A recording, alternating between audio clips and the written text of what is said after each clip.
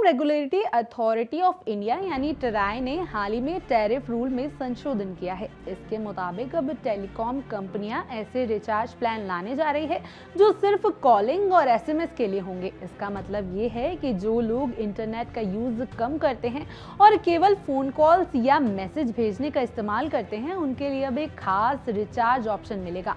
इसके साथ ही ट्राई ने स्पेशल रिचार्ज कूपन पर 90 दिनों की लिमिट हटा दी है और इसे बढ़ाकर 365 दिन कर दिया है। ट्राई ने टेलीकॉम कंज्यूमर प्रोटेक्शन रेगुलेशन 2024 में कहा कि सर्विस प्रोवाइडर को कम से कम एक स्पेशल टैरिफ वाउचर पेश करना होगा जो केवल वॉइस और एसएमएस के लिए होगा और इसकी वैलिडिटी 365 दिन से ज्यादा नहीं होगी। इन नए नियमों से ग्राहकों को फायदा होगा क्योंकि वे अब सिर्फ उन सेवाओं के लिए पैसे देंगे जिनका वे इस्तेमाल करते हैं।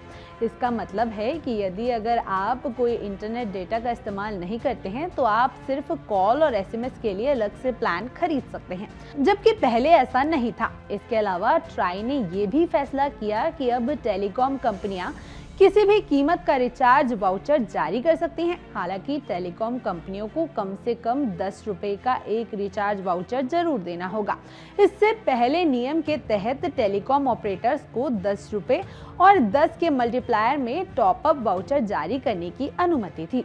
हालांकि इस दौरान ट्राई के पास काउंसलिंग में कई विचार सामने आए। इसमें ये भी बात आई कि कई सीनियर नागरिक जिनके घरों में ब्रॉडबैंड है, उन्हें अपने मोबाइल फोन के लिए इंटरनेट के साथ वाले वाउचर्स प्लान की जरूरत नहीं है। ऐसे में telecom regulatory authority of India के मुताबिक उनका मानना है कि बातचीत और एसएमएस के लिए अलग से स्पेशल प्लान वाउचर्स होने चाहिए।